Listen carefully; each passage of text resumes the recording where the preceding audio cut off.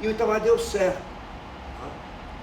O Itamar, para todos os efeitos históricos, é o governo que acabou a hiperinflação no Brasil. A gente sabe por quê, mas a glória é do Fernando Henrique, mas é também dele. Tem gente contra, pode atrapalhar. Por exemplo,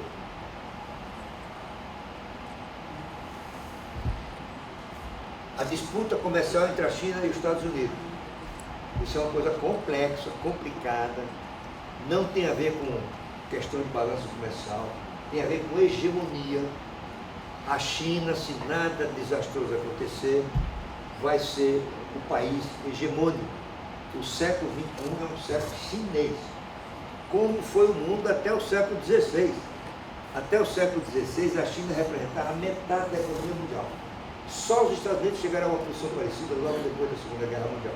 Portanto, o que está em jogo não é balança comercial. E por isso é uma disputa que vai levar muito tempo. Porque os Estados Unidos, o Trump, está exigindo dos chineses que eles renunciem à sua ascensão. Eles jamais vão fazer isso. Então, tem muito chão aí para ocorrer. Isso vai amedrontar sempre pano de fundo de preocupações da economia mundial. O mundo está desacelerando sincronizadamente. Todos os países estão desacelerando o seu crescimento. Isso reduz as chances do Brasil crescer mais. Não é? O Brexit, aquela decisão dramaticamente equivocada que os britânicos tiveram de sair da União Europeia, como é que vai ser isso? Vai ser um Brexit duro? Vai ser sem acordo? Qual é o efeito disso na Europa, nos Estados Unidos, no mundo, no Brasil? Isso ninguém sabe. São ventos contra. Na área interna, nós temos um presidente sem articulação política. Isso dificilmente terá acontecido no Brasil. Um presidente que tem uma percepção do processo político que não condiz com a realidade. O Brasil é um país de sistema político multipartidário. Há 30 partidos políticos representados no Congresso. E o partido do presidente não tem maioria. E o presidente tem uma percepção de sua participação no processo absolutamente inédita e sem sentido. Ele acha que o seu papel é mandar o projeto para o Congresso. Já fiz minha parte. Agora o Congresso que decide. Congresso nenhum do mundo decide desse jeito. Congresso nenhum do mundo funciona na base do patriotismo. Eu vou confiar no patriotismo dos parlamentares. Isso não existe. Nem na Inglaterra, que é a democracia mais antiga do mundo, nem nos Estados Unidos, nem na França, nem na Conchichina. Por quê? Qual é o objetivo natural de um parlamentar? É se reeleger. Esse é o objetivo. E, portanto, ele não comete o suicídio de descontentar o seu eleitorado. Porque ele pode não ser reeleito e acaba a carreira dele. Pode acabar a carreira dele, ele não tem mais chance. Se ele puder associar isso com patriotismo, melhor dizendo. Mas quem está em primeiro lugar, isso não é equivocado, é a reeleição. Portanto, deixado a cada um o que decidir, não gera boa decisão. É preciso um mecanismo de coordenação. Todos os parlamentos do mundo têm mecanismo de coordenação. No Brasil, a coordenação no Congresso é feita por um sistema que o cientista político brasileiro denominou presidencialismo de coalizão. Isto é, como ninguém faz maioria, tem que fazer uma coalizão, senão não governa. E o presidente tem um papel fundamental na coalizão. Ele é o coordenador do jogo político. É ele que entra no corpo a corpo. Ele usa não só os instrumentos de poder à sua disposição, nomear pessoas para cargos, liberar emendas parlamentares, mas seu encanto pessoal. Para qual casamento ele vai? Para qual batizado? Qual sepultamento de um parente deputado ele tem que comparecer? Quem ele convida para jantar? Quem ele convida para o almoço?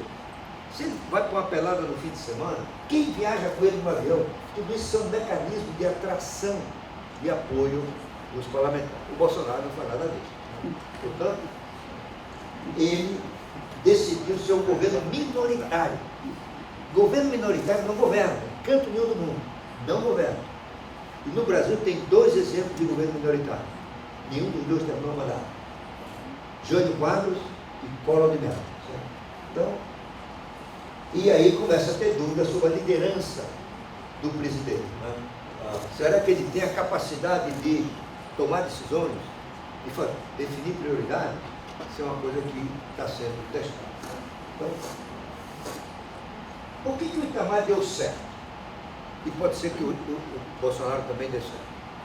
Por uma série de condições que o favoreceram. Primeiro, havia uma demanda na sociedade pelo fim do processo hiperinflacionário. O povo estava cansado, não é?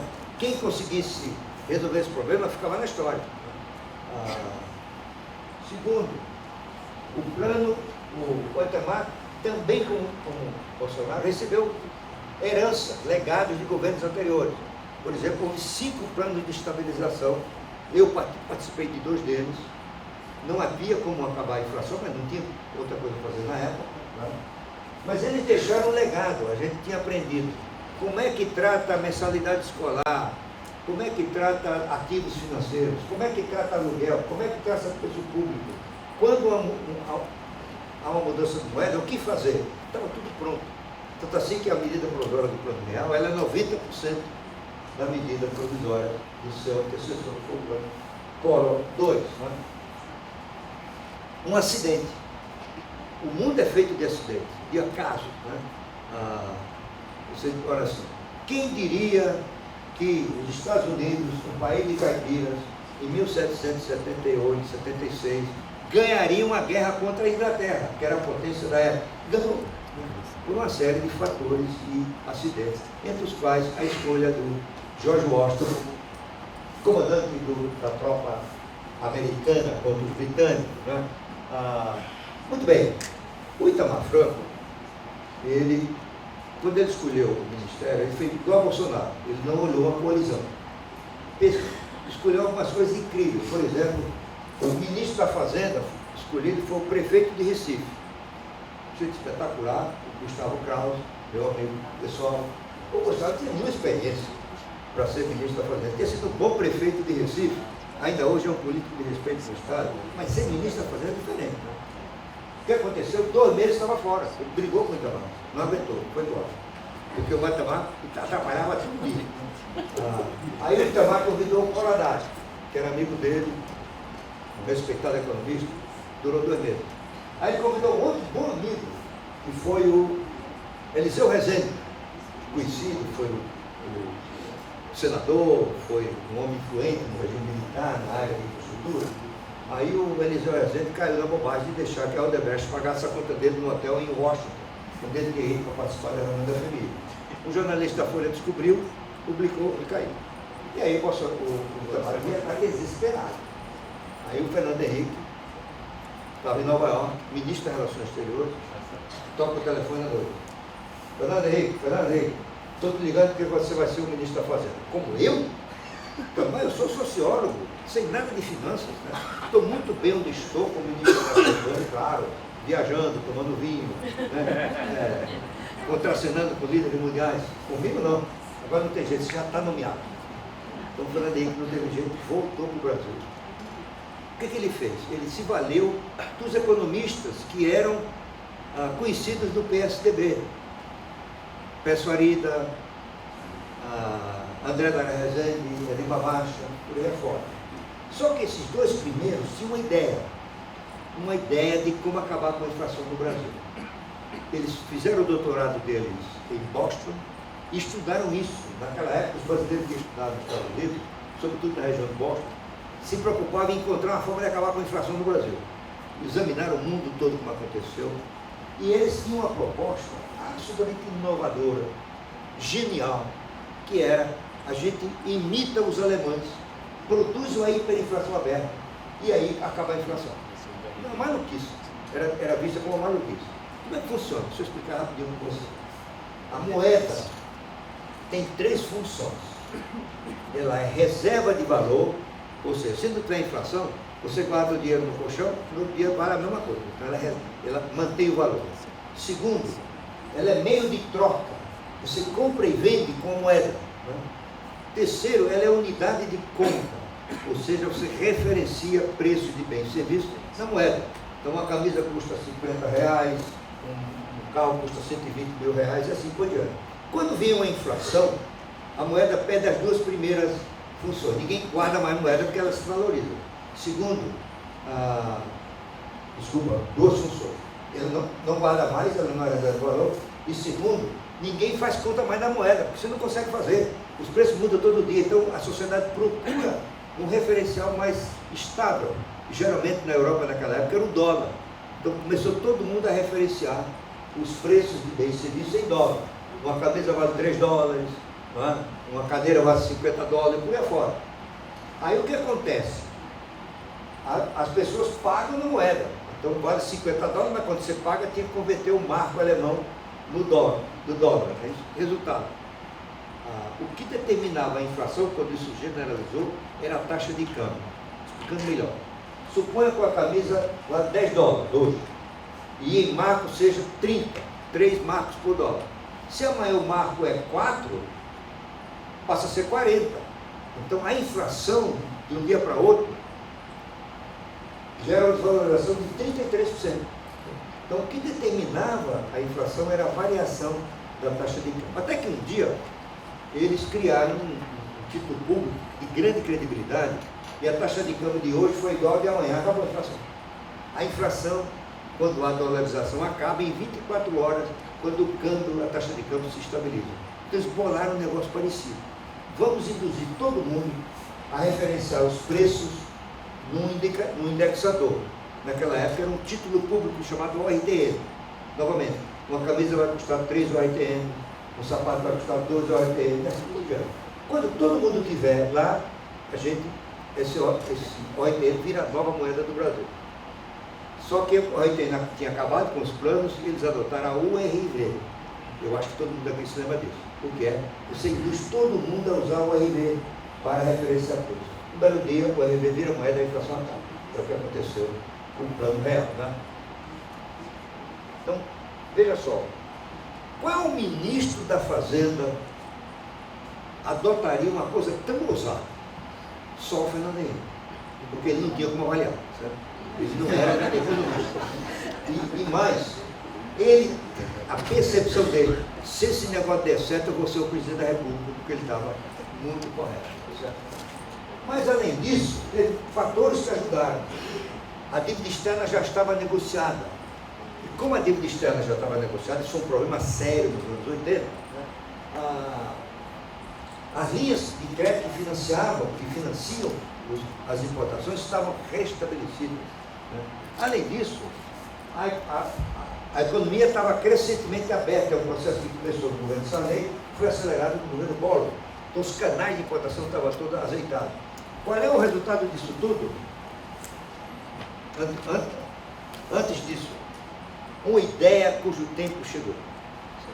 Então a história é cheia disso. Você tem uma ideia, ela parece utópica, ninguém entende, vai amadurecendo, no mesmo dia chega, e ela é adotada. Foi a ideia do Pécio e do André, a da URV.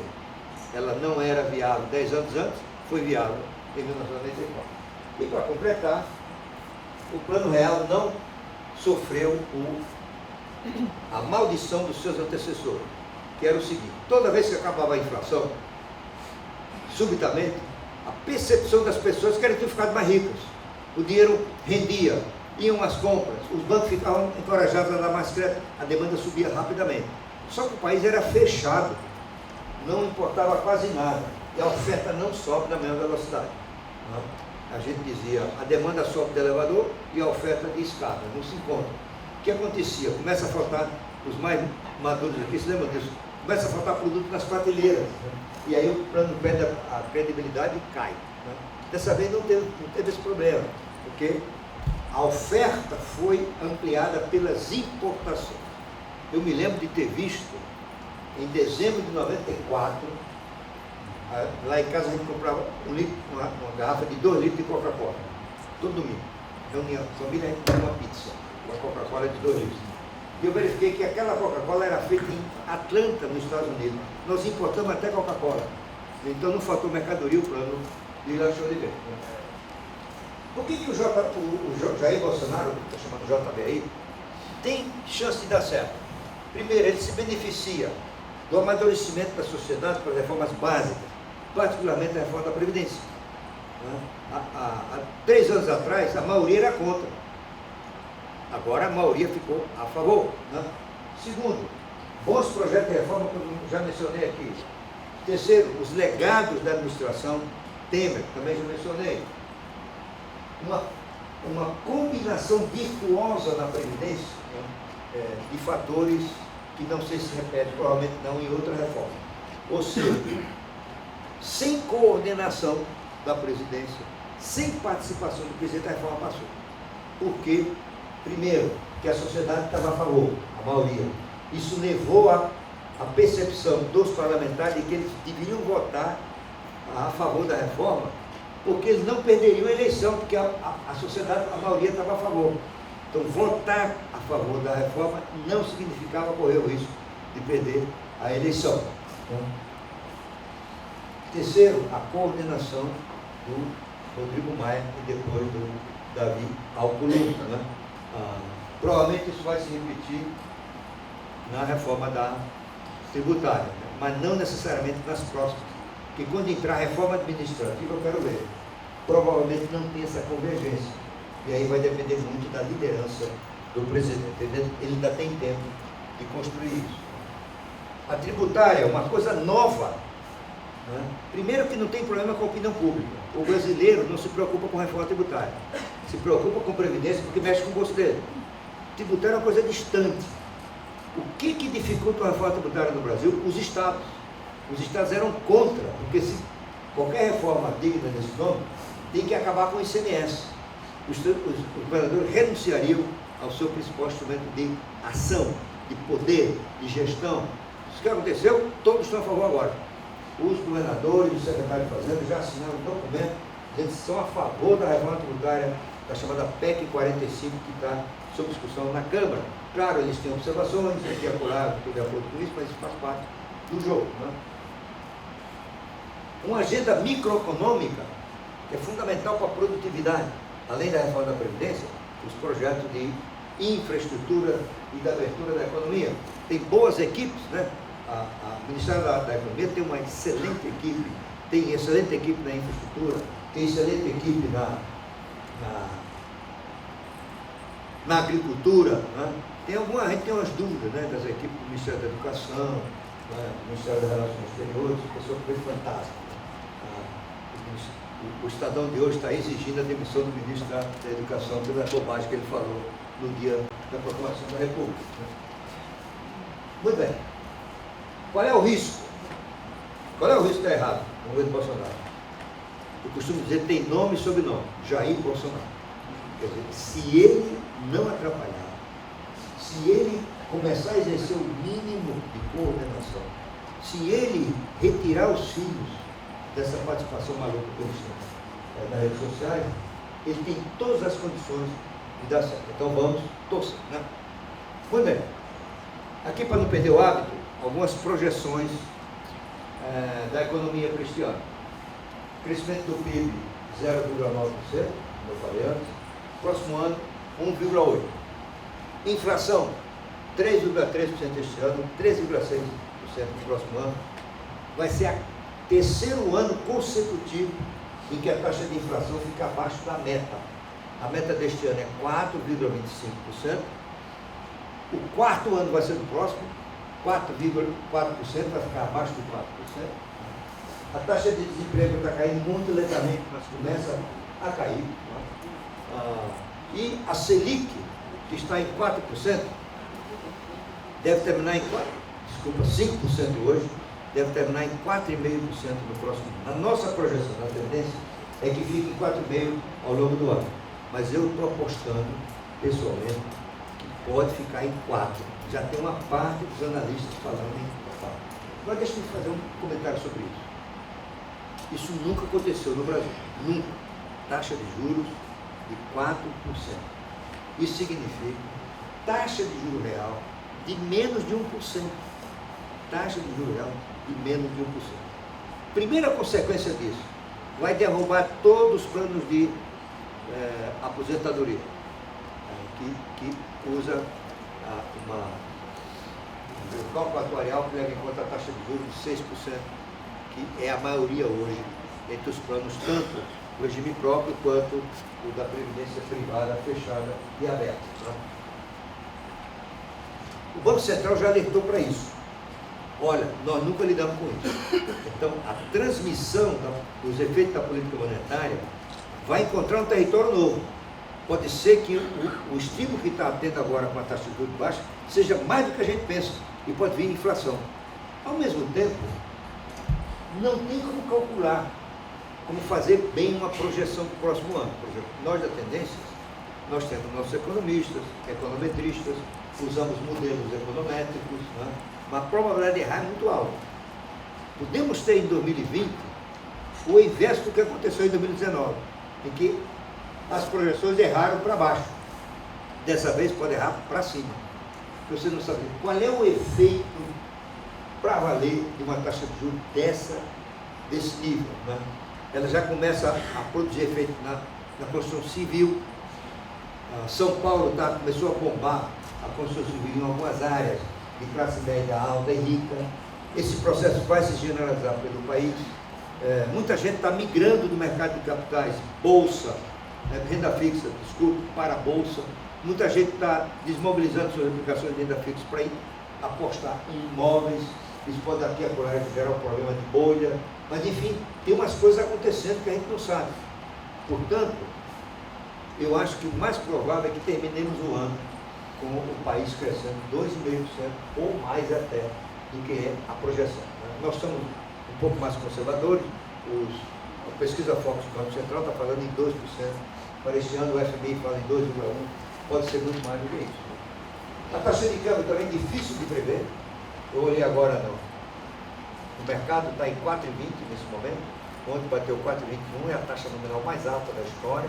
Nós estamos trabalhando com 4, isso tudo vai ter que ser revisto. Aliás, esse é o indicador onde mais economista é projetar a taxa de câmbio. Porque a taxa de câmbio, sobre ela, interfere um conjunto muito amplo de fatores. Depende do ambiente político, da situação internacional, da taxa de juros, do estado da economia, da inflação, por aí fora.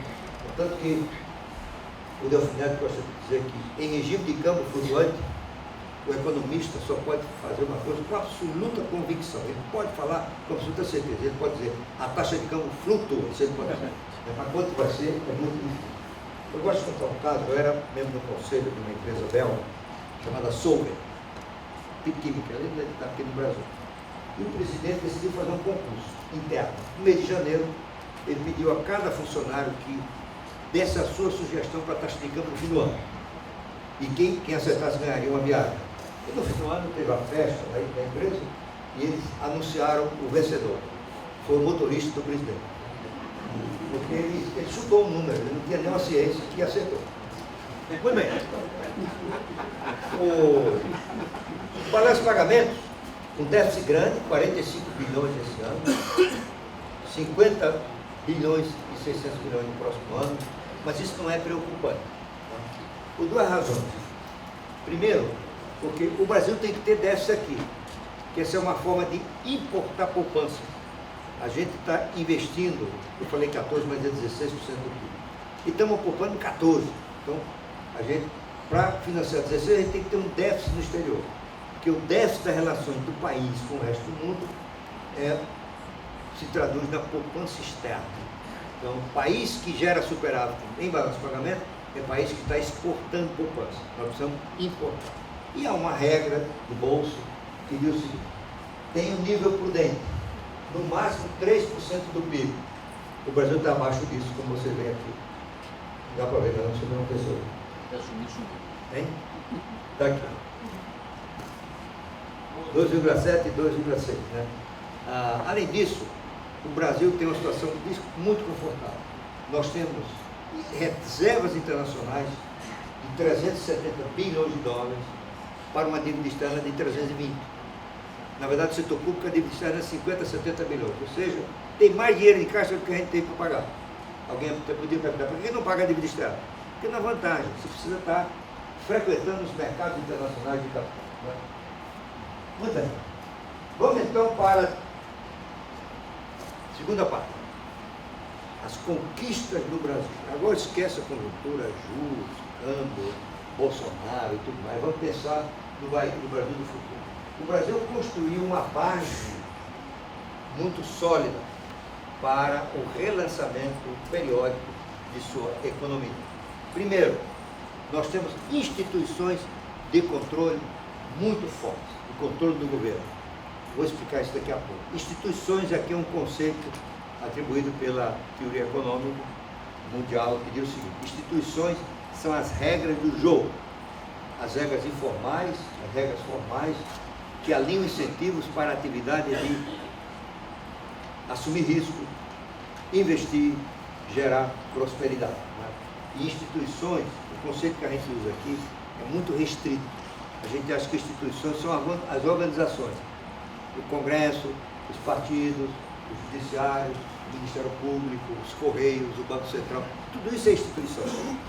Mas as instituições são um conjunto mais amplo, inclui as empresas, inclui a imprensa principalmente, inclui os grupos de amizade, são pessoas que influenciam a si e a outros, né? E tudo isso vai influenciando a criação e consolidação das regras.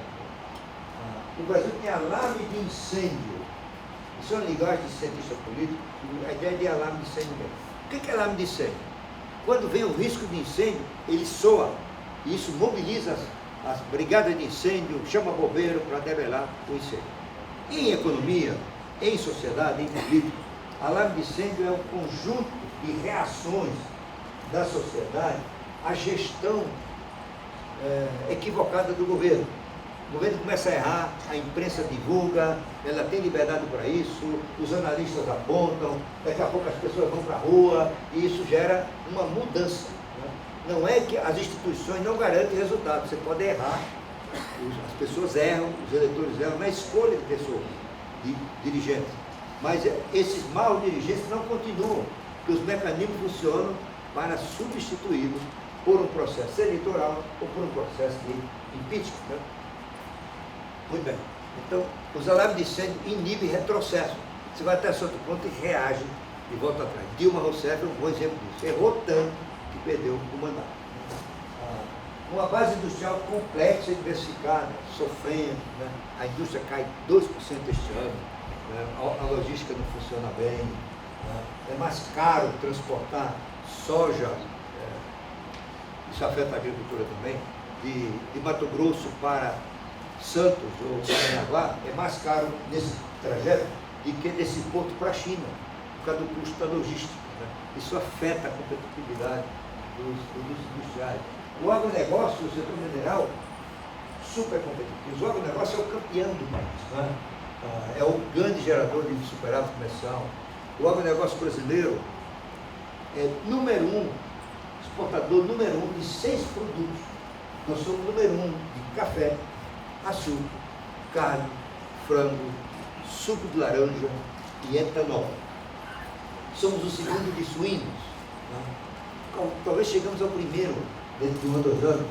E dentro de 1 ou 2 safras, nós vamos deixar os Estados Unidos para trás como o maior produtor de soja do mundo. E é uma agricultura, sobretudo no centro-oeste, altamente tecnificada. Né? 25% ou mais dos drones em operação no Brasil são operados por agricultores. São os drones que supervisionam as fazendas, que identificam pragas, que fazem o controle do gado e por aí afora. Né? Balanço de pagamentos, como eu falei aqui, posição absolutamente tranquila. O Brasil é credor internacional, o Brasil tem mais reserva do que deve. O pré-sal será uma grande fonte de atração de investimento. Né? O pré-sal tem N vantagens, além do óleo de melhor qualidade, tem jazidas gigantescas. O Brasil já está entre os 5 maiores produtores de petróleo do mundo. Saiu agora um relatório dizendo o seguinte: nos próximos 5 anos, metade da oferta adicional de petróleo vai vir do Brasil e dos Estados Unidos. O Brasil, o pré-sal, já é a área petrolífera das mais eficientes do mundo. Saiu semana passada, o custo de extração do petróleo, não considerado transporte e outro, está em $6 por barril. No mundo todo é 30, $40. O Brasil é tão promissor nessa área que já foi convidado para fazer parte da OPEP. Vocês viram isso, né? Claro que o Brasil recusou, não tem vantagem nenhuma ser membro da OPEP, porque fica amarrado a um cartel que vai determinar o seu preço. O cenário muito promissor na área de gás. O gás está se espalhando no Brasil para consumo doméstico, para a energia, para a indústria. O consumo doméstico ainda é pequeno, 13% do total, mas na Argentina é 60%. Você vai ter gás distribuído na residência por todo o país dentro de 5 a 10 anos. Né? É muito mais barato, muito mais tranquilo, não tem botijão que explode, não tem uso de lenha que polui o ambiente e por aí afora. Né? E não vai faltar gás. Não vai faltar gás. Quem vai sofrer é a Bolívia, que vai deixar de ser supridora de gás do Brasil. E se faltar aqui no Brasil, porque não vai faltar tão cedo, a Argentina tem uma jazida gigantesca em Vaca Muerta. A Argentina, a descoberta de gás gerou uma província de gás que é 5 vezes a do pré-sal. Então, gás não vai ser problema nas próximas gerações. Né? Um sistema financeiro muito sólido, sofisticado, bem regulado pelo Banco Central. O Brasil tem um dos mais sólidos sistemas financeiros do mundo. Nós estamos há mais de 25 anos sem uma crise bancária. Mais de 25 anos. Isso é fundamental para o funcionamento da economia. E quando o banco quebra em cadeia, falta capital de giro, as empresas quebram também. O Brasil tem um forte mercado interno. Nós estamos hoje... Você sabe que há 6, 8 anos atrás, o Brasil ia passar o Reino Unido como a 6ª economia do mundo. Era uma série, estava beirando a ser a 6ª, deixar os ingleses e britânicos para trás. Aí veio um vendaval, chamado Dilma Rousseff. O Brasil despencou do 9º lugar. Agora estamos voltando para o 8º. Tudo indica que vamos, em algum momento, passar a Inglaterra. Isso é quase uma fatalidade. Você que a gente é uma consultoria americana fez uma projeção há 2 anos atrás, projeção sujeita a chuva do outro lado, ele disse: quais serão as 5 maiores economias do mundo em 2050? Número 1, China. Número 2, Índia. Número 3, Estados Unidos. Número 4, Brasil. O Brasil será o 4º.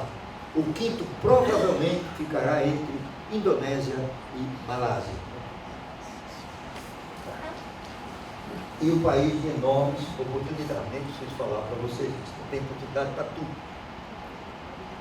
Muito bem, vamos agora para o final, para ver a questão do quadro institucional. O quadro institucional que eu falei aqui são as instituições, a regra do jogo, que abrange um monte de coisa, né? Muito bem, a democracia brasileira é uma democracia com fragilidades. Nós temos um governo que tem certos instintos autoritários. Aqui é por lá um filho do presidente diz uma bobagem, como está na hora de ter o AI-5, o próprio presidente tem seus instintos autoritários, mas a democracia brasileira está consolidada. O risco do Brasil retroceder nessa área é muito pequeno. Não é zero, mas é muito pequeno. Porque a sociedade brasileira favorece a democracia. O Instituto Datafolha, o ano passado, fez uma pesquisa e perguntou: o que se prefere? A democracia, a ditadura ou você é indiferente? 69% dos brasileiros disseram melhor regime é a democracia. Só 12% disseram que a ditadura é o melhor. Quando você considera as pessoas de curso superior, esse número passou para 74%.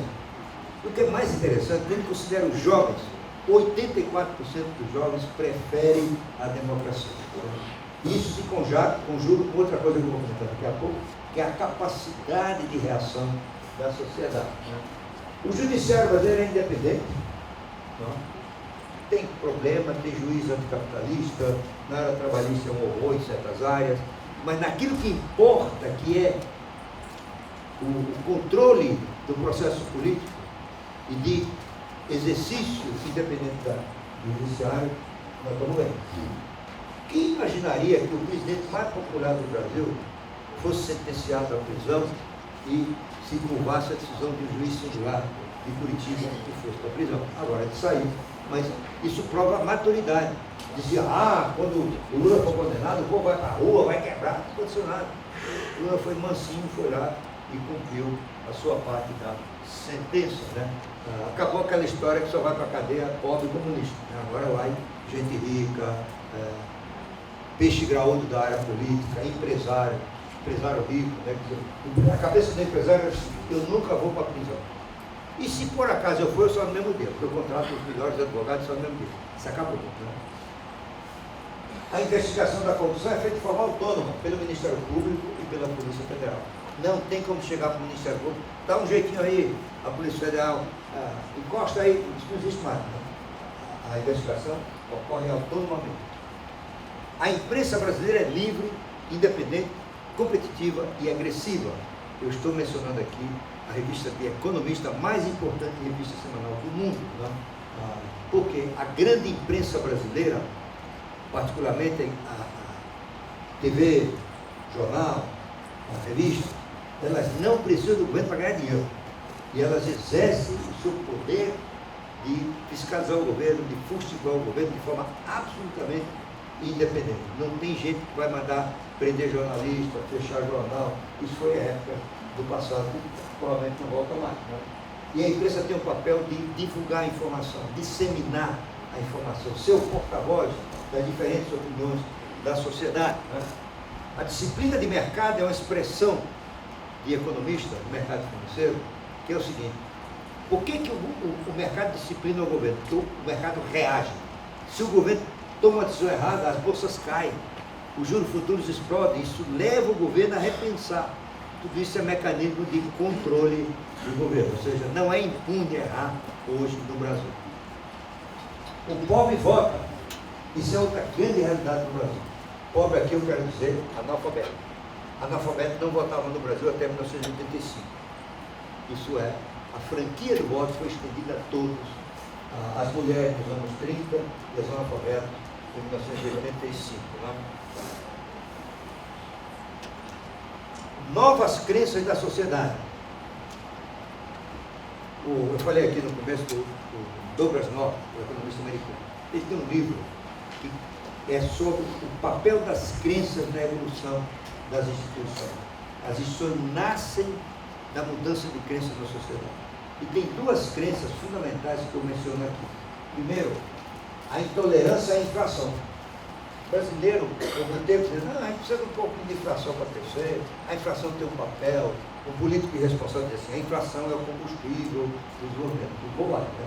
Porque a inflação não presta. E o pobre brasileiro aprendeu a odiar a inflação, porque é ele o que mais paga quando a inflação sobe. E isso se reflete na popularidade do presidente. Ou seja, deixar a inflação fugir do controle no Brasil é correr o risco de perder o mandato numa eleição ou num processo de impeachment. O Brasil se tornou intolerante à corrupção. Isso também é uma novidade dos últimos 20 anos. Né? Há 20, 30 anos a gente pensava assim, ó, corrupção faz parte do jogo político. Os caras vão falar para roubar mesmo. Não é mais assim. Novamente, o Datafolha faz pesquisa anuais, perguntando a vez, qual é a sua maior preocupação? Corrupção e educação rivalizam no primeiro lugar. É por isso que a Operação Lava Jato não retrocede. Pode ser que o Supremo aqui e acolá tenha uma decisão, pode ser que o Congresso aqui e acolá atrapalhe, mas a sociedade está a favor do combate à corrupção, sobretudo a corrupção dos poderosos. Não por acaso, a pessoa mais popular do governo não é o presidente, é o juiz Sérgio Moro. A popularidade dele chega a perto de 60%, a do Bolsonaro é 32%. Muito bem. E aqui dá para você ter uma visão positiva do Brasil. Positivo ou otimista? Um dia nós estávamos discutindo isso numa reunião em São Paulo, e o Otávio foi economista do Bradesco. De Barros. Otávio de Barros. Tá bom. Eu estou positivo. O que é positivo? Ele citou uma conversa que teve com o francês Jacques Attali, que foi o primeiro presidente do Banco Central Europeu, e alguém perguntou, você está otimista ou pessimista? Eu disse, eu estou positivo. Qual é a diferença? Positivo é o seguinte, tem tudo para dar certo, desde que você faça isso, isso e isso. Portanto, se o governo conseguir essas reformas, tem tudo para dar certo. Então, tem tudo para dar certo no Brasil, se a gente conseguir o processo de reforma. Né? Primeiro, o governo sob controle. Né?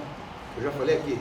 Ou seja, as instituições permitem corrigir erros. E isso criou uma nova realidade no Brasil. Ou seja, a mudança de lideranças do presidente, do governador, do prefeito, não depende mais de uma ação violenta, não depende mais de guerra civil, não depende mais de golpe de Estado, depende da vontade da sociedade, através do voto, do protesto, do impeachment e assim por diante. Né? O PT piorou muitas instituições que tem a ver com o ambiente de negócio, mas não essas que controlam o governo. O Brasil vive o que um pensador americano, Francis Fukuyama, chama a ordem política virtuosa. Francis Fukuyama é um cara que escreveu um livro famoso, muito contestado, O Fim da História. Né? Ele dizia que com a queda do Muro de Berlim, o mundo inteiro ia ser democracia com economia de mercado. Ele disse que não foi isso, bem de dizer, o fato é que ninguém acreditou nisso. Mas ele depois escreveu um livro espetacular, em 2 volumes, um deles já tem tradução no Brasil, ele publicou isso em 2010, 2012, que se chama As Origens da Ordem Política. E ele examinou a ordem política desde a antiguidade, desde o Egito, China, antiga, né, Babilônia. E ele chegou a uma conclusão brilhante. Diz assim, olha, por volta do século XVII, na Inglaterra, ficaram-se as bases do que é uma ordem política virtuosa, aquela que leva à permanente correção de erros e à prosperidade.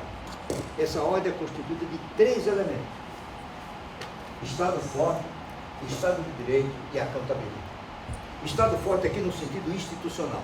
Não é o Estado que controla preço, que manda nas pessoas.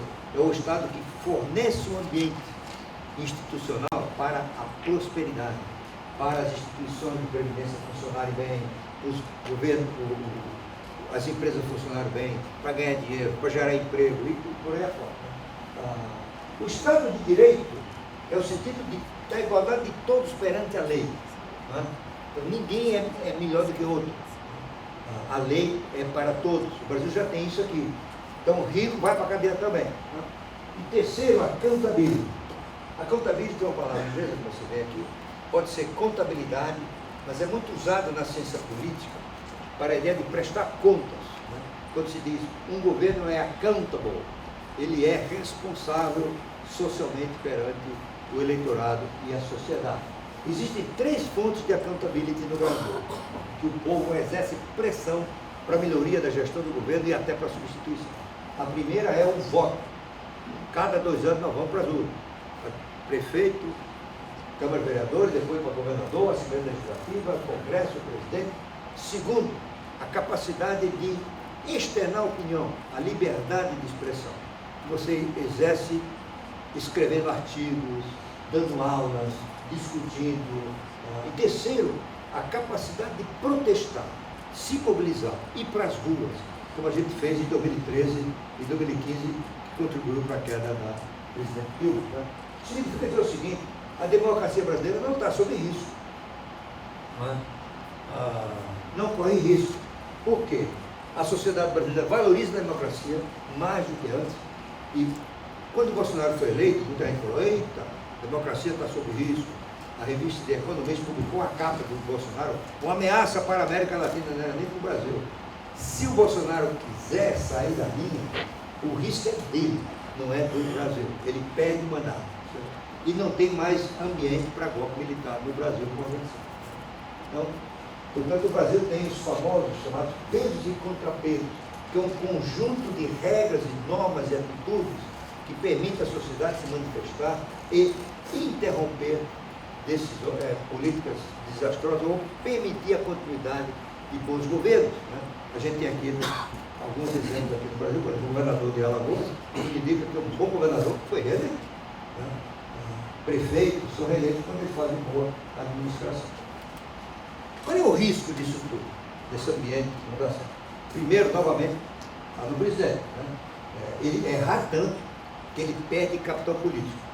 E além de ser minoritário, perder capital político, ele perde a capacidade de influenciar. Influenciar para melhor ou para evitar o pior. Aí o Congresso começa a votar contra ele. Falta bomba, não aprova nem embaixador.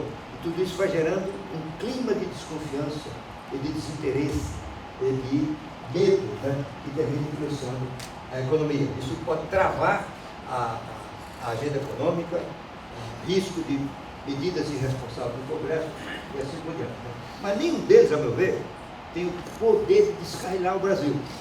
Portanto, em resumo, uma conjuntura que está melhorando, o país está engrenando de novo, não vai ser nada fantástico, mas podendo crescer acima de 2% no próximo ano, com inflação sob controle, taxa de juros mais baixa do mundo, posição tranquila do sistema de balanço de pagamento, as conquistas do Brasil estão intactas, as instituições nos protegem dos maus governos.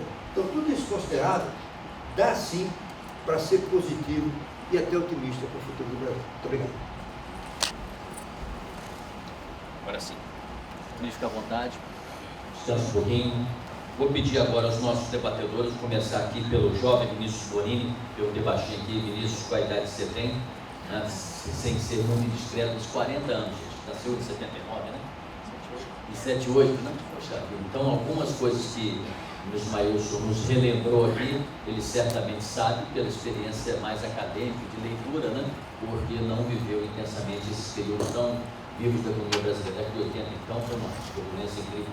Isso lembrou bem, a dívida externa era um dos temas da ordem nacional. Hoje em dia esse assunto praticamente não tem a relevância mínima que tinha no passado. Eu vou pedir então, Vinícius, que você faça a sua primeira participação, após que você ouviu, lembrando que o tema central nosso, perspectiva da economia para o Brasil com as reformas. Eu queria seu testemunho. Bom dia. Primeiramente, bom dia a todos.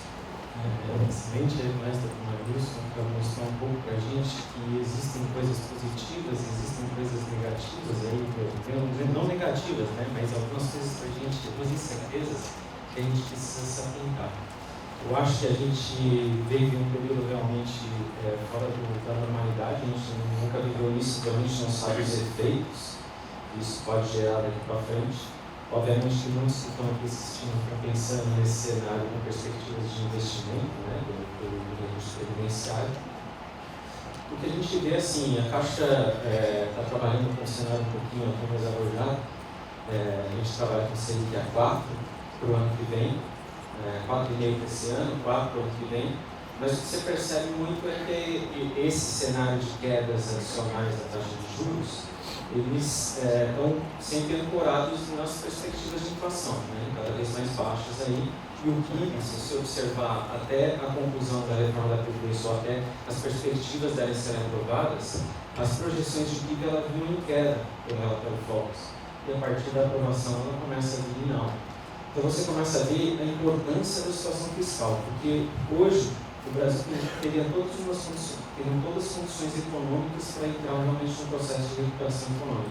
O que entrava ainda é a questão fiscal, né, até superar a reforma da Previdência, se avança exatamente por essa perspectiva, porque a situação fiscal está interligada à questão de confiança.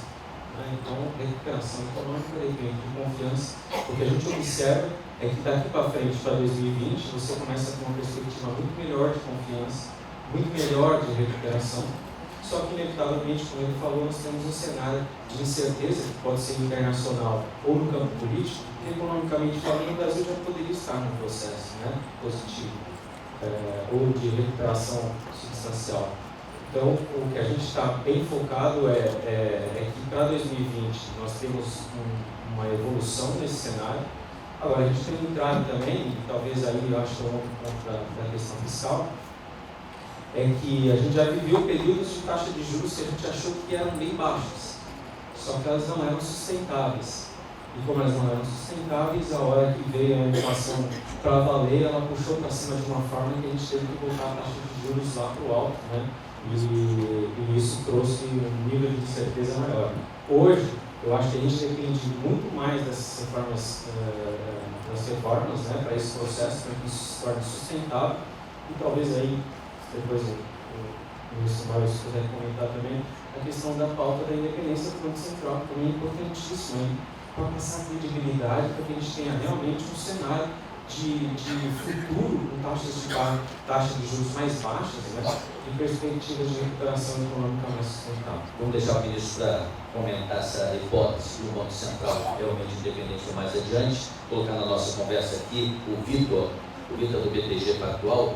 Vitor, quando se fala em incerteza, para vocês que lidam com investidores nacionais e estrangeiros, que querem, qualquer um de nós aqui, se fôssemos investidor, certamente também gostaríamos de resultado rápido e confortável, bom, e seguro, imediato. Então vocês são forças intermediárias pressionadas, né? Porque o investidor pergunta para você exatamente cada detalhe, quando essa reforma tem um efeito concreto, em que medida a eventual instabilidade política pode ser resolvida, de que maneira. Eu queria seu testemunho também sobre reformas, perspectivas e como desmontar essa incerteza para o investidor que te procura. Eu acho que essa é a pergunta de $1 milhão, né? Acho que se alguém soubesse... Talvez a resposta, né? A resposta, é verdade. Se alguém soubesse responder tudo isso com 99% de segurança, já estaria aí sendo ovacionado como um novo Deus, digamos assim, né? Mas, brincadeiras à parte, eu acho que a gente está passando agora por um momento muito positivo para o Brasil. A gente lá do BTG Pactual, a gente está cautelosamente otimista com as perspectivas aí para os próximos períodos. A gente está passando um ambiente, como foi citado aqui, de juros baixos, inflação controlada, então em um patamar de juros que a gente acredita que vai ser sustentável, pelo menos aí no médio prazo. Não é que os juros agora vai voltar para 8%, 9%, 10%, mas sim vai continuar aí oscilando num patamar aí de 4% a 6% nos próximos períodos. A gente está com uma cabeça aí bastante positiva para o Brasil, quando a gente fala de crescimento. A gente está com uma perspectiva de crescimento de 2,1% no próximo ano, mas já estamos revisando esse número, e como foi comentado anteriormente, essa revisão, que normalmente era sempre para baixo, a perspectiva de revisões para cima. Então já tem casos aí com até mais agressivos em termos de crescimento, e a gente está bastante confiante que diante desse novo cenário, cada vez mais, falando um pouco aqui da ótica de investimento, que eu acho que é a matéria principal aqui nesse fórum, cada vez mais os institutos de previdência, os investidores, no geral, vão ter que buscar alternativas que não são as mais comuns, dado o ambiente passado que a gente viveu. Então, notadamente, os institutos de previdência, os investidores, as fundações, todos os clientes em geral vão ter que buscar, como já foi dito anteriormente, perspectivas mais na parte de renda variável, A gente vê uma concentração muito grande aí, no geral, na parte de renda fixa, por um motivo muito simples, muito óbvio. Você, há um tempo atrás, você conseguia atingir a meta atuarial simplesmente comprando uma NTNB, carregando, deixava ela no vencimento, batia a meta atuarial com uma volatilidade curta e sem risco, digamos assim. E agora a gente vê que essas NTNBs já estão testando patamares abaixo da meta atuarial, e isso vai ter que diversificar a carteira. A gente acredita bastante que dos diversos investimentos que possam ser realizados, como fundo imobiliário, fundos de participações, a gente acredita que o principal veículo que vai tomar corpo aí na carteira dos institutos de previdência é a parte de renda variável, a parte de bolsa, que eu acredito que a gente precisa passar aí de alguma forma por um processo de educação financeira, porque tem o desconhecimento, causa muitas vezes a incerteza de fazer o investimento. E quando você investe na parte de renda variável, você tem que estar sempre na cabeça que você tem aí um horizonte aí mais de médio e longo prazo.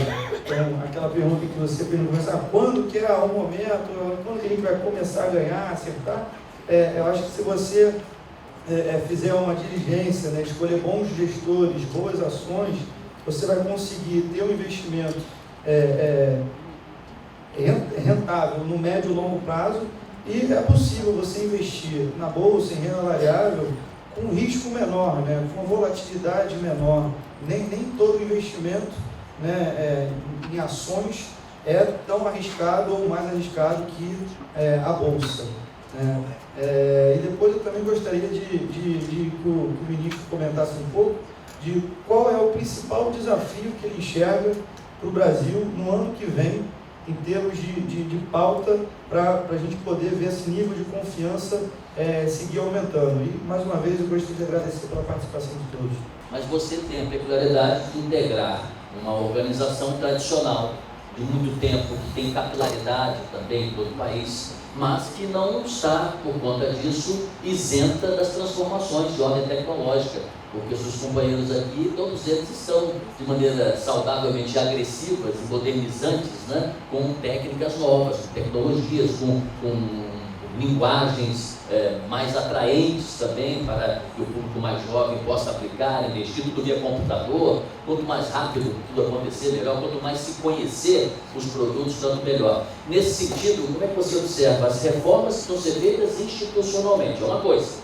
As reformas internas, que cada um de vocês também tem que fazer nas suas próprias organizações. E, ao mesmo tempo, a interação com o público em geral. Como é que vocês estão observando esse futuro do Brasil de curto prazo? O que vocês estão fazendo de novo? Ela não está vendo, ou eles não estão vendo, ou nós não estamos vendo essa transformação, seja digital, de novos hábitos, e estamos parados. Estamos atentos, observando esses novos hábitos. O nosso app é continuamente premiado, particularmente eu uso e não vou à agência há anos, faço minhas transações por ali, é possível transferir, aplicar, ter uma visualização clara e objetiva da sua carteira de investimentos. Então, esse é o novo Brasil, e com ele a BBDTVM e o Banco do Brasil estão se posicionando, ou boa parte já posicionado para essa migração. Eu vejo, parece que muita gente no passado fez investimentos e foram mal sucedidos e parecem esperar uma crise para corroborar um passo não dado. Não, eu não vou para a renda variável porque a crise vai voltar, porque isso vai acontecer. Com a palestra do Dr. Maílson e tudo que os colegas colocaram anteriormente, até o momento não há nada que indique isso. E esperar por isso não parece, parece sim que vai se perder uma janela de oportunidade. Como o colega aqui falou, é preciso expandir a carteira de investimentos, fundos de participações. É repetitivo, eu sei, cada congresso que vocês participam, parece que é uma imposição para ir para a renda variável, mas veja, repetindo, até o que temos no momento é um cenário de taxas de juros extremamente baixas, tocando em territórios, como o Dr. Maílson falou, não antes observados, e a diversificação é um caminho saudável. No passado, alguns de vocês fizeram movimentos mal sucedidos porque não observaram horizontes de investimentos, principalmente na renda variável, perderam e não querem mais voltar. Não falo só por mim, outros colegas que estão aqui certamente falam com a RPPS que tem zero em renda variável em suas carteiras. Então é possível, ainda que não venham aplicar neste momento, é importante que vocês procurem suas consultorias, procurem seus bancos, procurem a BBDTVM, para pelo menos saber a dinâmica, entender o que tem ali dentro e como se comporta. É importante ver um gráfico do comportamento passado para entender, nos momentos de crise, como aquele determinado fundo se comportou, no momento de bonança, como aquele gestor aproveitou ou deixou de aproveitar as mudanças. Um novo Brasil está se encaminhando.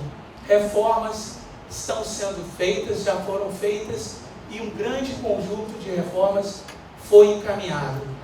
Sobre isso, eu também tenho uma pergunta para o Dr. Maílson, sobre a reforma da Previdência, como ela passou.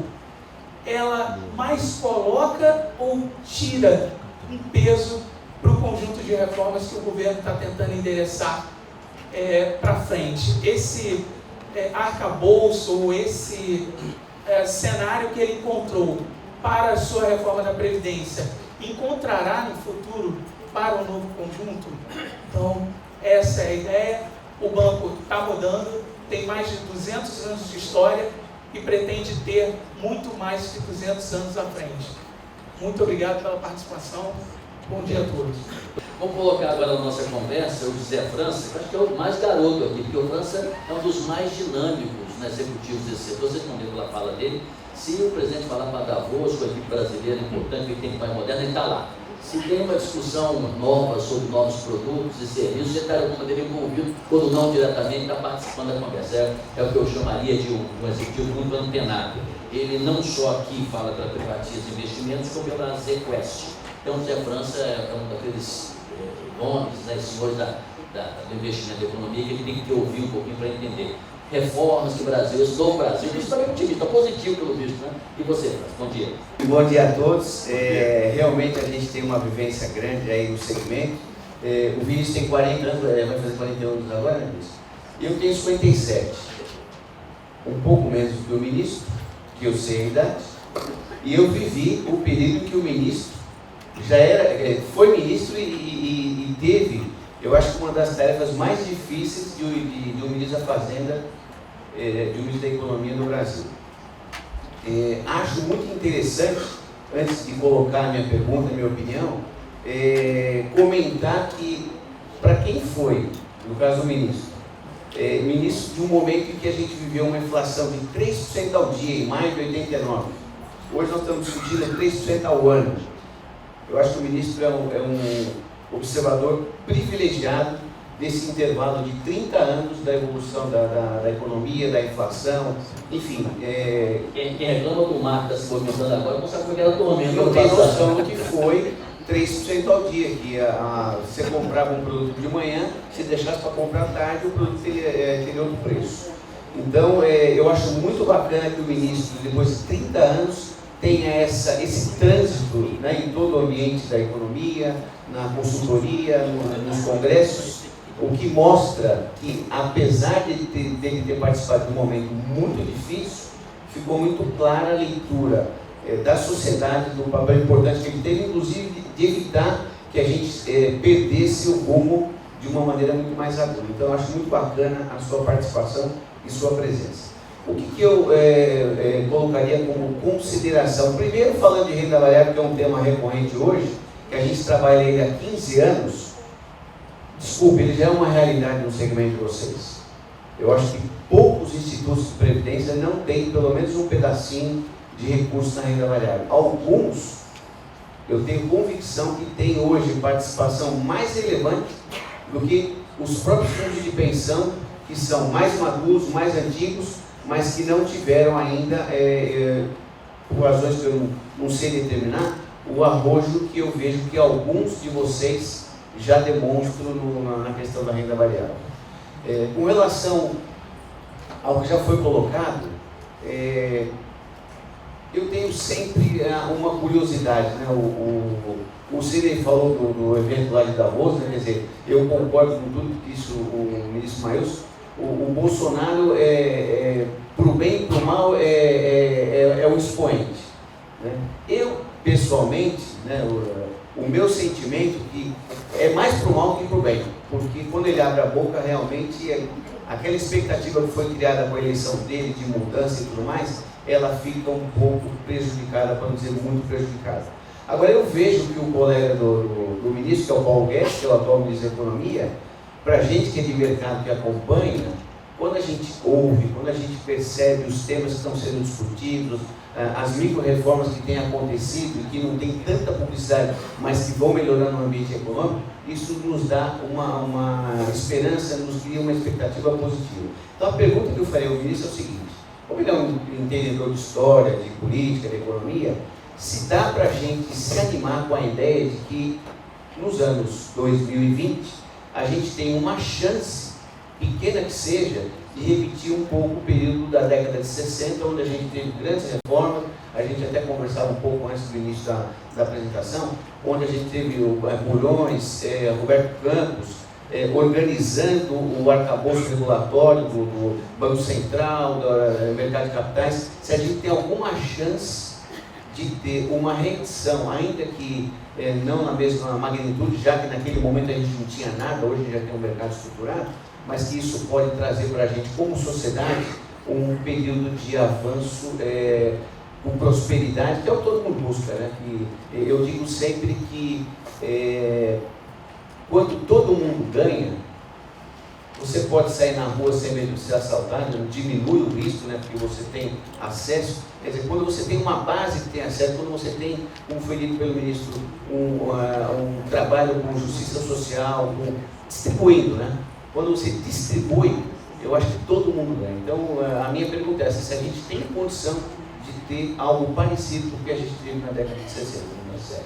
Olha, o nível das perguntas, a qualidade, a profundidade dos temas, na verdade, exigiria uma outra palestra, porque tocou em assuntos muito interessantes. Mas eu, antes disso, eu queria trazer 3 coisas para vocês, que tem nada a ver com a palestra. Primeiro, o França falou de idade. E realmente eu noto aqui que eu sou o mais velhinho dessa auditória. Já fez 65, já fez? Eu vou fazer 78 no próximo ano. Mas eu corro 10 quilômetros todo sábado no Ibirapuera e eu tenho um objetivo de vida. O meu projeto é trabalhar até os 90 e descansar os 15 restantes. Então... Ele vem aqui também provocar a gente, né? Tirar onda, né? Outra coisa que também, se você me permite contar uma piada, a gente está discutindo aqui questões, perguntas. Uma das dificuldades é se você entendeu a pergunta, é se você captou a mensagem. E eu conheço a melhor piada que eu conheço, me foi dita por um irmão meu, hoje falecido, que era um grande estoque de piada. Ele conta a história de um casal de caipira, que no Nordeste é Matu, né? Saiu da roça e a mulher foi para um ginecologista. O marido ficou na recepção e ela entrou. E o médico disse: olha, sei que a senhora tem um problema ginecológico, ela não entendeu o que era, mas tudo bem. Eu vou ter que fazer pergunta. Está preparada para responder pergunta? Estou. Aí ele perguntou: a senhora tem orgasmo? Eu tenho orgasmo? Só um minuto. Abriu a porta. Marido, a gente tem orgasmo ou Unimed? Ela aprendeu, não entendeu, pensava que era plano de saúde. Ótimo. E a outra coisa, é gratificante você participar de um ambiente que muitas perguntas são feitas, tem gente prestando atenção, e conta a sua história, vocês verdadeiros, tem tudo para ser. O presidente do Banco Central Europeu era o Jean-Jacques Trichet, que eu conheci pessoalmente, e ele tinha sido presidente do Banco Central francês, e foi fazer uma palestra em Nova York. Entrou na sala, só tinha uma pessoa. Ele não perdeu a pose de francês, fez a palestra como se o ambiente tivesse lotado. Quando ele terminou, disse: não, eu vou ter que descer. Desceu, foi lá nessa pessoa, deu um abraço, disse: olha, muito obrigado. O senhor foi a única pessoa que veio me ouvir, ficou aí o tempo todo, não se intimidou, não dormiu, muito obrigado. Eu disse: doutor Trichet, o senhor está errado. Eu disse: qual é? Eu sou o próximo palestrante.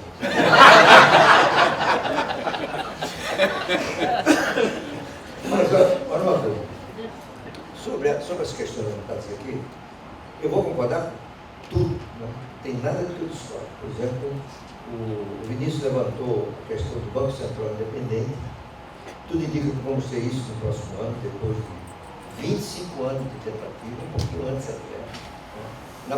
Na verdade, o Banco Central brasileiro, na prática, já é independente, mas a gente sempre pode sofrer um acidente. Por exemplo, Dilma Rousseff encontrou o presidente do Banco Central submisso e mandou que ele baixasse a taxa Selic, que estava em 11, 12%, ele baixou para 7,25%, se não me engano, quando todas as indicações são que não havia razão para baixar a Selic, era para subir. E ele perdeu a credibilidade, o Banco Central perdeu a capacidade de agregar expectativas.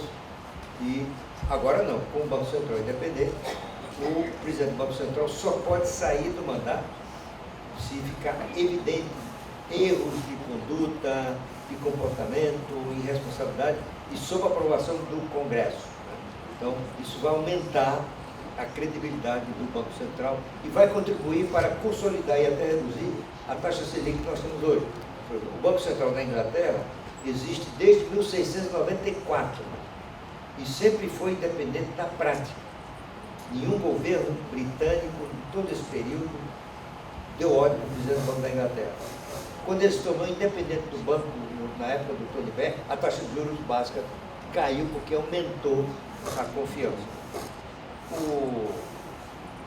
O Vitor falou uma coisa que é o grande desafio de vocês que mexem com Previdência, que é o que fazer numa realidade de taxa de juros baixas historicamente, impensáveis alguns anos atrás. Eu falei nisso, mas na minha apresentação, mas gostaria de repetir, né?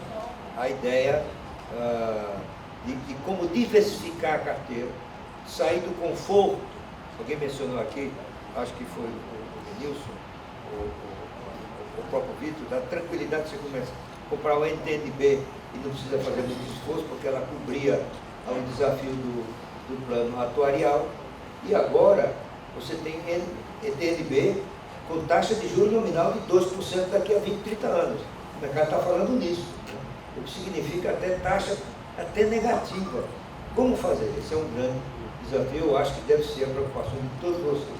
O debate interno de como diversificar, preservando a questão de rentabilidade e segurança, né?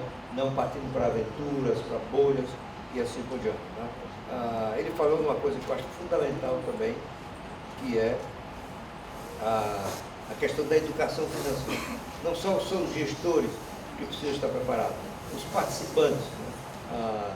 Todo mundo tem que ter ideia do que fazer com o seu dinheiro, de como ser prudente, de como explorar as melhores alternativas de forma responsável e assim por diante. Ele perguntou qual é o principal desafio do governo no próximo ano. Eu acho que a gente pode desdobrar esse desafio em duas partes, uma política e outra econômica. O desafio político para o presidente é ele se convencer que ele pode se dar mal politicamente, de fazer um governo não sem o brilho que pode ter, se continuar com essa ideia de ser um governo minoritário, de que ele vai construir um novo partido político, né? Aliança, nesse nome aí, está contando, né? Nada indica que ele vai conseguir isso até as eleições. Ele dividiu o seu partido. Então ele tem que unir, ele tem que formar a coalizão. No campo econômico, eu acho que o principal desafio, maior até de que a independência do Banco Central, que praticamente está no papo, é conseguir a reforma tributária. A reforma tributária é a previdência, é o principal fator para evitar a insolvência. A tributária é o principal fator para fazer o Brasil voltar a crescer novamente, porque ela é crucial para gerar ganhos de produtividade. O Denilson falou também da diversificação, falou do horizonte, né, institucional, e me fez uma pergunta.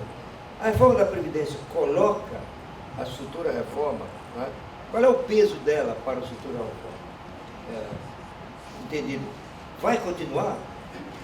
Eu acho, como eu falei aqui, a reforma da Previdência ocorreu contrariando as mais otimistas previsões.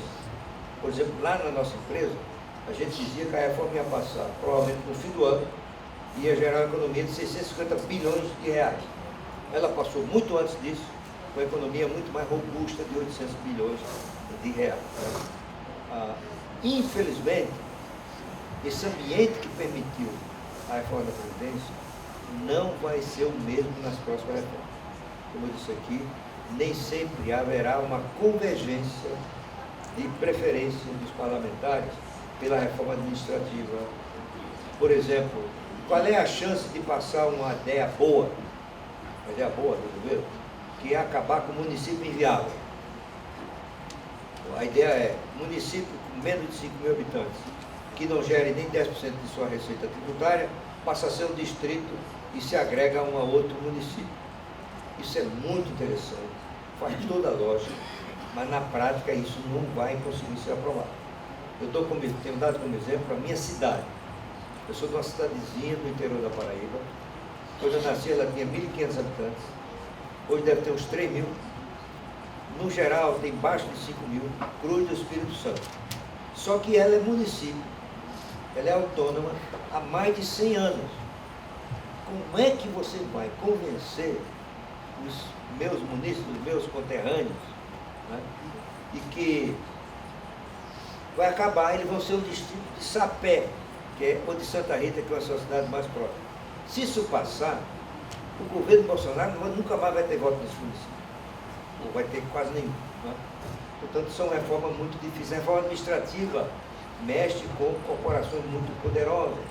A reforma que determina que o Tribunal de Contas estabeleça regras para os tribunais de contas estaduais, o federal estabelece regras estaduais, dificilmente vai passar. Né?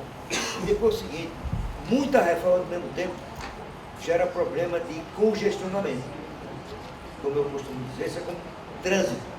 Quando é que o trânsito se engarrafa? Quando tem veículo demais, ou quando há um acidente. Mas veículo demais na via trava o trânsito. Reforma demais ao mesmo tempo pode gerar congestionamento da pauta e, portanto, eu acho que vamos ter o mesmo ambiente. O som está chegando.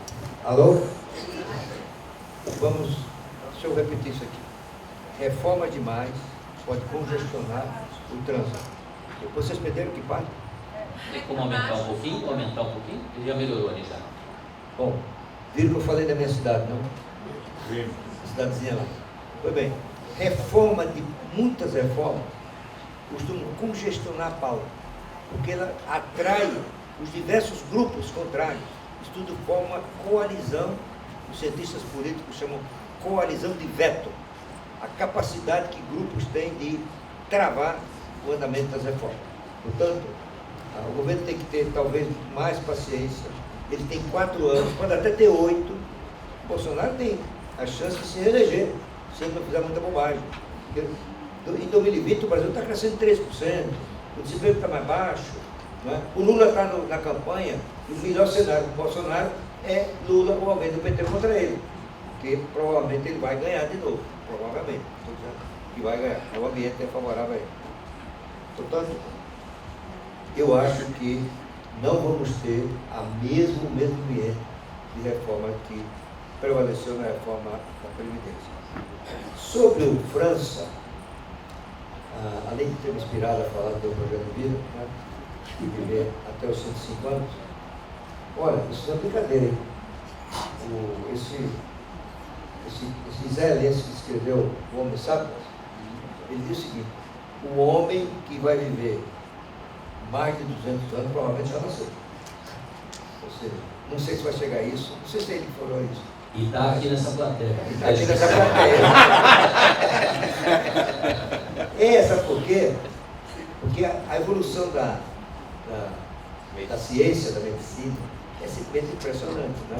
Eu fui a um seminário promovido pelo Abílio Luiz, que era o fundador e presidente, fundador não, mas ele foi do Grupo Pão de Açúcar, e ele reuniu os amigos dele em Lisboa para 2 dias de pensar em saúde, bem-estar. Trouxeram os altos pensadores do mundo inteiro. E veio um professor de Cambridge, na Inglaterra, na universidade, e ele começou a palestra apresentando um carro de mais de 100 anos, funcionando. E ele perguntou: por que esse carro funciona? Porque ele é feito de partes móveis. O carburador deixou de funcionar, você substitui. O freio desgastou, você substitui.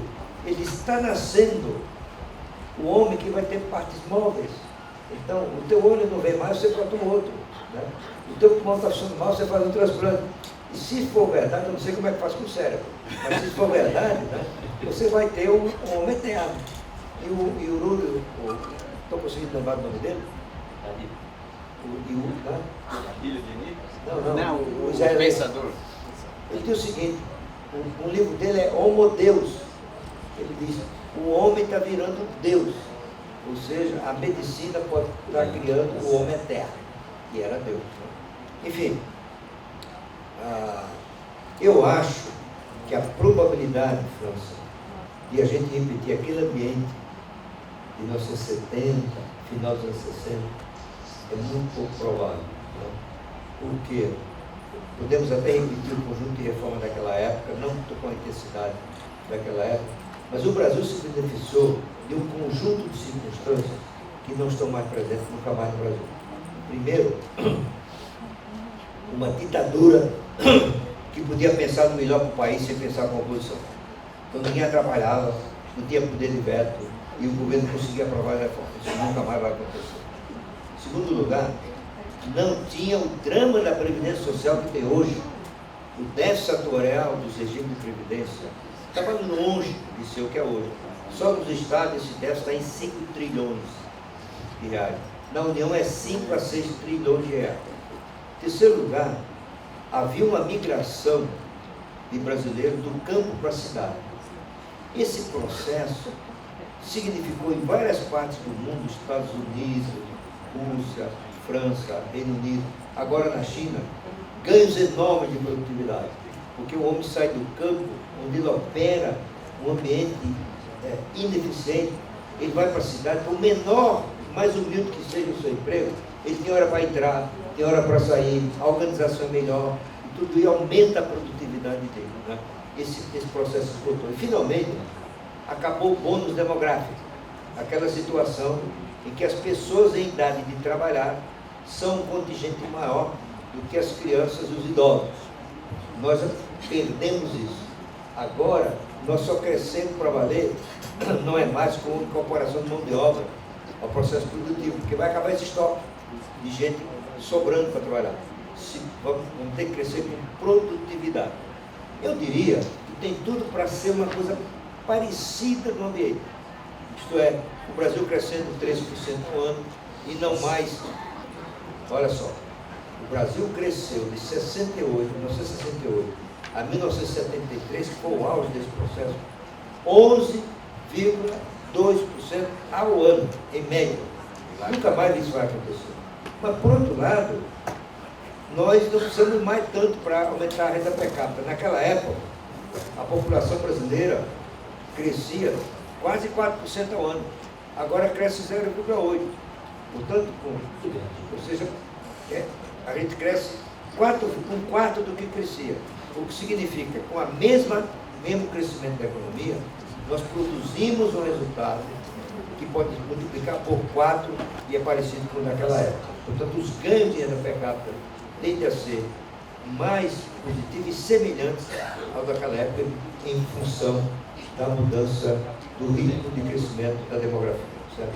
Em resumo, tem tudo para a gente voltar a ter um período de crescimento razoável. E crescimento razoável no Brasil não é mais 11%, é 3%. É isso. Muito bem. Eu vou pedir que vocês façam a saudação, só para ilustrar. Semana passada eu conversei com o instrutor Joelino Ventura, que tem 88 anos. Ele disse assim: Sidney, você me desculpa, eu não te liguei imediatamente porque eu estava na academia. Aí eu inocentemente disse: parabéns, Joelino, cuidando da saúde, né? Que coisa bonita, né? Você com a sua atividade, não, Academia Brasileira de Letras, né? Muito obrigado, ministro, obrigado aos convidados, aplausos.